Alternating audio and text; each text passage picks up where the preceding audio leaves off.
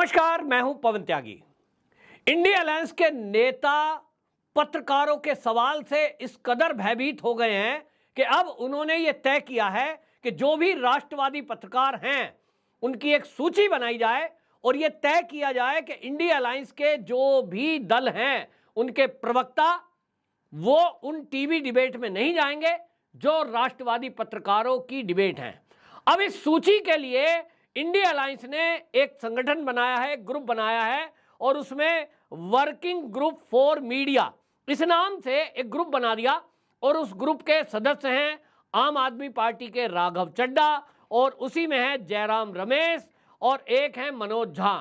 ये ग्रुप के लोग ये तय करेंगे कि किस पत्रकार की डिबेट में इंडिया अलायंस के जो लोग हैं उनको जाना है, किसकी डिबेट में नहीं जाना है, किस चैनल के बुलावे पर उसके प्रोग्राम में उपस्थित होना है, किस में नहीं होना है।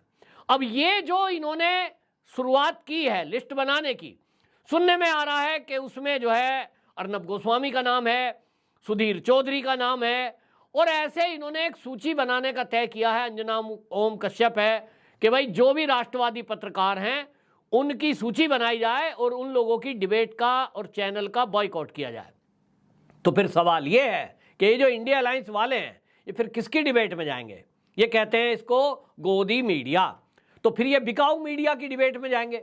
जी हाँ, और ऑप्शन क्या बचा है?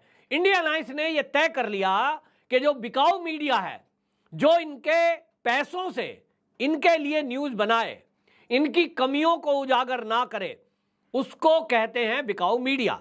आप दिल्ली में देखते हैं, दिल्ली में जिस तरह से आप देखिए कि देश की राजधानी है, लेकिन ये खबरें आती थी इस तरह की और इस तरह की भारतीय जनता पार्टी के नेताओं का आरोप है कि यहां जो मीडिया चैनल्स हैं, यहां जो बड़े बड़े अखबार हैं, वो कभी भी आम आदमी पार्टी की कोई ऐसी कमी को उजागर नहीं करते जो वास्तव में सारी दुनिया को दिख रही है।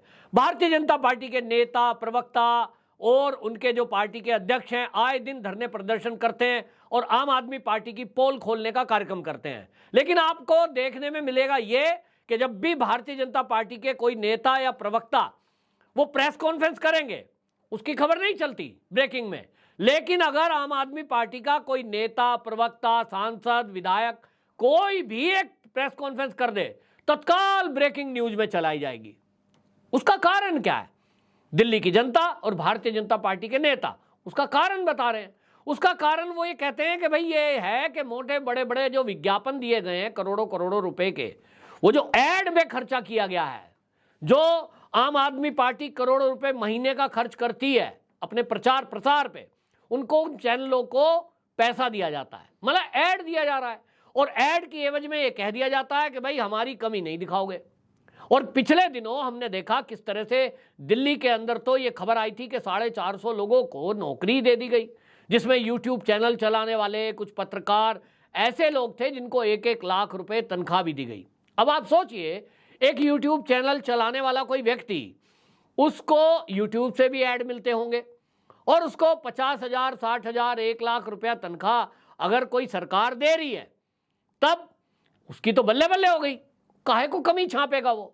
तो अब ये तय दिखाई दे रहा है। यहां आपको ये भी बता दूं कि जो ये इंडिया अलायंस के फेवर वाले पत्रकार हैं वो किस तरह के कारनामे करते हैं।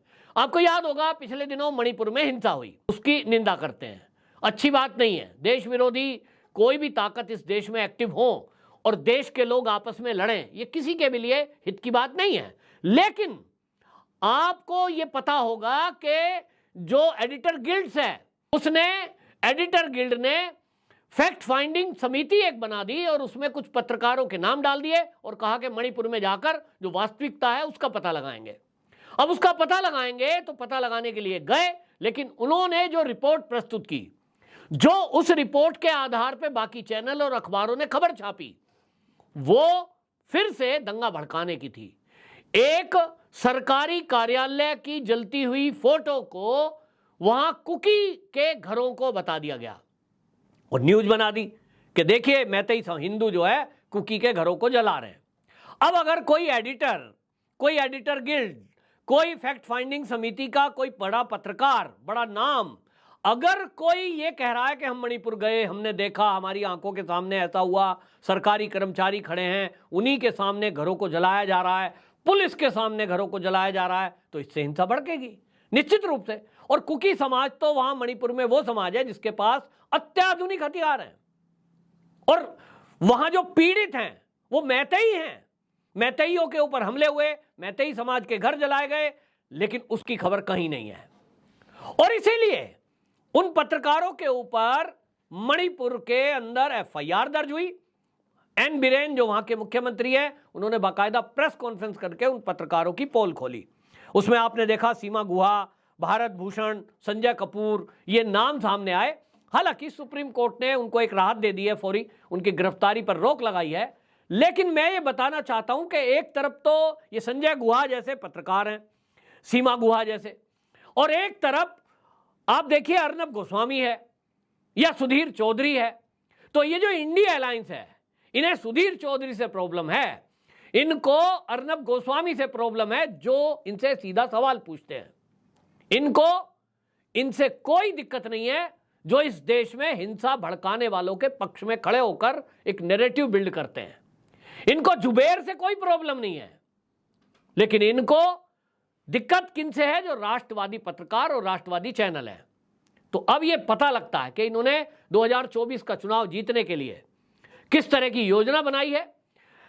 ये सुनने में आ रहा है, हालांकि सूत्रों के हवाले से खबर है कि ऐसी एक सूची बनाई जा रही है कि किन किन चैनल को, किन किन पत्रकारों को खरीदा जा सकता है। बातचीत चल रही है, और जैसा मैंने नाम बताया कि आम आदमी पार्टी को इस काम में लगाया गया, क्योंकि उनके फेवर के कुछ पत्रकार हैं जो आए दिन उनकी प्रेस कॉन्फ्रेंस और उनकी खबरों को प्रसारित करते हैं और कोई उल्टा सवाल पलट कर नहीं पूछते। ऐसे कई पत्रकार हैं। इसी तरह बहुत सारे पत्रकार ऐसे हैं जो कांग्रेस को कवर करते हैं। राहुल गांधी का मटन बनाना, उस पर खबर चला देंगे। टी शर्ट में राहुल गांधी हीमैन है वैसा दिखा देंगे, पलट के सवाल नहीं पूछेंगे राहुल गांधी से कि भाई आप भारत जोड़ो यात्रा चलाते हो, तो भारत नाम रखने से आपको प्रॉब्लम क्या? पलट के सवाल नहीं पूछेंगे। और ऐसे पत्रकारों की सूची बना दी गई है, बनाई अभी जा रही है, और उसमें यह बताया जा रहा है 8 सितंबर को बैठक होगी। उस 8 सितंबर में वो सूची फाइनल होगी। सभी दल अपनी तरफ से कुछ नाम देंगे कि भैया बिकाऊ पत्रकार, बिकाऊ चैनल ये हैं, बस उन्हीं के डिबेट में जाना है, उन्हीं चैनलों से बाइट देनी है, उन्हीं चैनलों को पीसी में बुलाना है। अब आप समझ लीजिए, तो ये जिनको गोदी मीडिया कहते हैं, सवाल ये है कि गोद में बैठा कौन है? गोद में तो वही बैठे हैं ना जो ऐड लेकर इनकी कमियों को उजागर ना करें, जो सवाल ना पूछें, जबकि पत्रकार का धर्म है कि वो दोनों पक्ष को दिखाए। लेकिन यहां इस देश के अंदर, और ये लगभग सभी जगह है, लेकिन ये जो राष्ट्रवादी पत्रकारों का बहिष्कार का जो खबर सामने आ रही है, और इन्होंने जो मन बनाया है, कह रहे हैं कि वो सूची बना रहे हैं कि ऐसे पत्रकारों की डिबेट में वो नहीं जाएंगे। ना जाएं, पब्लिक के अंदर तो जाना पड़ेगा, वोट मांगने तो जाना पड़ेगा। तो मैं इस चैनल के माध्यम से सभी राष्ट्रवादी पत्रकारों को कहना चाहता हूं कि जब भी कभी ये इंडिया अलायंस के नेता आपको कहीं मिलेंगे तो जरूर। तो अभी 5 राज्य के इलेक्शन हैं, तब भी जाएंगे, ये प्रेस कॉन्फ्रेंस भी करेंगे, ये बुलाएंगे, और नहीं जाएं तो इसके बारे में पब्लिक की राय लें, इनको एक्सपोज करें कि इन्होंने ऐसे पत्रकारों की केवल एक सूची बनाकर उनसे बात करने की बात की है जो बिकाऊ हैं और जो राष्ट्रवादी हैं, जो राष्ट्र के हित में काम करते हैं, जो कम्युनिटी को लड़ाने का काम नहीं करते। ये ऐसे पत्रकारों को ये कह रहे हैं कि साहब ये तो जो है गोदी मीडिया है और इनके हम डिबेट में नहीं जाएंगे। कब तक भागेंगे और कैसे भागेंगे? पब्लिक के सवाल से कैसे भाग जाएंगे? हो सकता है आप गिने चुने कुछ चेहरों को पहचान करके और ये तय कर लें कि ये राष्ट्रवादी पत्रकार हैं साहब, कि इनकी डिबेट में नहीं जाएंगे।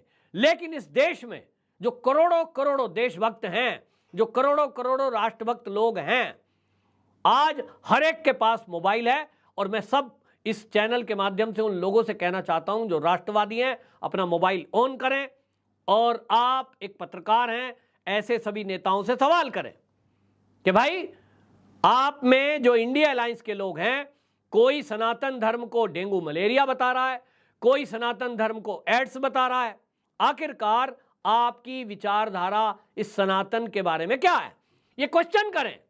देखते हैं ये इंडिया अलायंस वाले कब तक भागते हैं और कहां तक भागते हैं। जनता को इसमें सामने आना पड़ेगा और राष्ट्रवादी पत्रकारों को एकजुट होना पड़ेगा। जिसको जो बोलना है बोलने दीजिए। पत्रकार का धर्म सवाल पूछने का है, पूछते रहेंगे। पूछते रहिए। वंदे मातरम।